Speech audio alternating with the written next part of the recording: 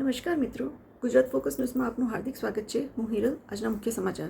લેખિકા પાર્થિવી અધ્યારુ દ્વારા લિખિત બે પુસ્તક જીવેમ શરદ શતમાં અને અમદાવાદ. મારું નામ પાર્થિવી અધ્યારુ. આજે મારા બે પુસ્તકોનું વિમોચન થઈ રહ્યું છે જીમખાનામાં. જીવેમ શરદ શતમ અને અમદાવાદ.com કે જે મારા 18મું અને 19મું પુસ્તક છે. અને આ લેખનની જર્ની લગભગ છેલ્લા 20 વર્ષથી ચાલી રહી છે અને મને ખરેખર ગુજરાતીમાં લખવાનો એક અનેરો આનંદ મળે છે. એના શિષ્યોને સતમ જીવમ શરદમ એવા આશીર્વાદ હતા. હાજી. આપણે પુસ્તકનું નામ જીવેમ શરદ સતમ જી. તો એવું કેમ જીવેમ શરદ શતમમાં કોન્સેપ્ટ એ છે કે 100 વર્ષ સ્વસ્થતાથી જીવો એ શીખવાની વાત છે. એટલે મેં અને એક આશીર્વાદ પણ છે. તમે જીવેમ શરદ શતમ આપણા ઋષિમુનિઓ અને આપણા વડવાઓ કહેતા હતા.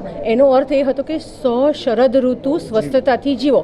શરદ ઋતુ કેમ? કારણ કે શરદ ઋતુમાં સૌથી વધારે રોગો થાય અને જો તમે એવું કહેવાય કે શરદ ઋતુ જો તમે નિરોગીપણે જીવો તો આખું એ વર્ષ તમારું સ્વસ્થ જાય. એટલા માટે આ આશીર્વાદ કહેવાય છે કે જીવેમ શરદ શતમ.